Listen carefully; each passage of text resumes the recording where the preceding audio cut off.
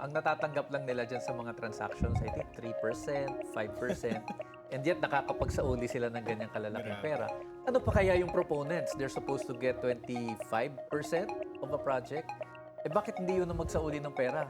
Curious lang ako, Kong, ha? Yung panahon mo ba, ikaw ba naging proponent na? Naging proponent tayo, pero hindi natin kinukuha yung built-in sa commission yan eh. Built-in yung commission. Ang sinasabi natin, ibalik nyo dun sa project.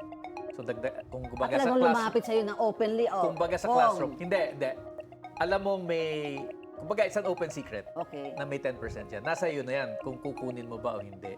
But you can tell the contractor and DPWH, dagdagan nyo lagyan nyo ng electric fan, gandahan nyo yung CR, lagyan nyo ng mga blackboard. We're talking about classroom. So nalapitan ka na ba kung ng contractor noon?